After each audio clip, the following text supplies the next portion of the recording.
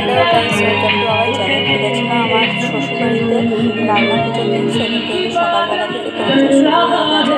এখন বাজে প্রায় 11টা 11:30 কাছাকাছি। এরকম টাইম থেকে আমি ভিডিওটা করা শুরু করেছিলাম। এতটাই কাজের চাপ যে কারণে ভিডিওটা খুবই কম করেছি। ভিডিও করার মতো করে দেওয়ার মতো সেরকম কেউ ছিল না।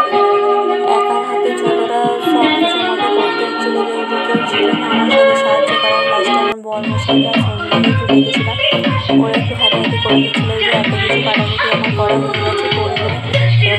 এবার অনেকক্ষণ বসছিলাম এক ঘরে, তো পায়ে চিমনটা লেগেছিলো। তখন এই সন্ধ্যাকে একটু বসে আমি একটু বসে, আর এদিকে আমার বরমশাই নারকেলটা ফাটিয়ে আর এই যে কেটে নিচ্ছে ছোটো ছোটো করে, যে নারকেল ভাজার জন্য।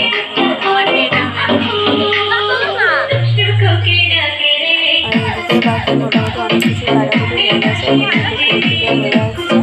তারপরে যে ঝুম আর যার একটা বোন এসেছিলো, তারা দুজন মিলে আমাদের ঘরেতে দেখতে এসেছিলো। তারপরে সন্ধ্যাবেলার দিকে মাসি আর বৌমনি আসে। প্রথমে আমাদের ঠাকুরের খরচা হয় উনুনে, তো যে কারণে বাইরে রান্নাটা আমি করে নিয়েছিলাম ঠাকুরের কাছে। তো এসে গ্যাসে নারকেল গাছে আগে করেছি। করার পরে মাসি বলে যে তুমি ওঠো, আমি একটু করছি বলে ওইদিকে মাসিমণি আর এদিকে বৌমনি দুজনে একটু রান্না করে দিচ্ছিল। ততক্ষণ আমি একটুখানি উঠে আর বসেছি। আর এদিকে বরমশাই আর একটা বরমশাই বন্ধু এসেছিলো, গল্প করছিল।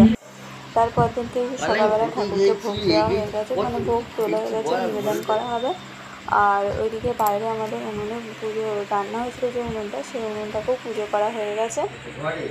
এই যে বৃষ্টি হয়ে উনুনটা ভিজে যাচ্ছিলো বলে ওর উপরে একটা ওই কাঠের চাপা দিয়ে দেওয়া হয়েছিল।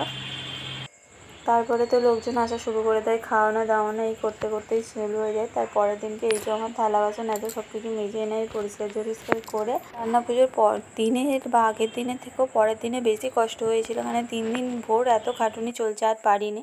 মানে সবাই তবু রান্না পুজোর দিনে রাতে একটুখানি হেল্প করলো, কিন্তু পরের দিনে তো আর কেউ ছিল না, সবাই চলে গেছিলো। সব একার হাতে করতে হয়েছে আমার। আজকের ভিডিও এই পর্যন্ত। Bye bye.